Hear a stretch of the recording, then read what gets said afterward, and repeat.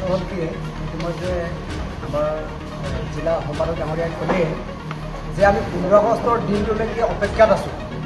আমি শিক্ষক নহয়, টিউটৰ, চৰকাৰৰ দৃষ্টিত আমি টিউটৰ। সেইকাৰণে আমি 15 আগষ্টৰ দিনা টিউটৰসকলক যদি টিচাৰক যদি উন্নীতকৰণ নকৰে তেতিয়াহ'লে 5 ছেপ্টেম্বৰ তাৰিখে আমি যিহেতু আমি টিউটৰ, শিক্ষক নহয়, শিক্ষক দিৱস পালন কৰাৰ ক্ষেত্ৰত আমি অপমানিত হৈছোঁ। আমি কোনো কাৰণতে শিক্ষক দিৱস আমি পালন কৰিব নোৱাৰোঁ, যিহেতু আমি টিউটৰ।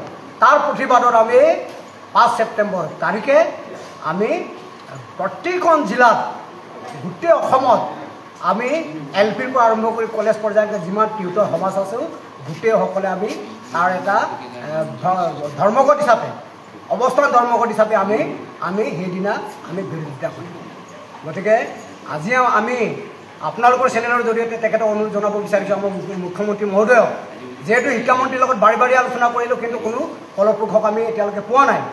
গতিকে আপোনাক আমি অনুৰোধ কৰিছোঁ, আপুনি 15 আগষ্টৰ তাৰিখে আপুনি কিবা এটা আমাৰ সমস্যা সমাধানৰ কাৰণে কিবা এটা ঘোষণা কৰক।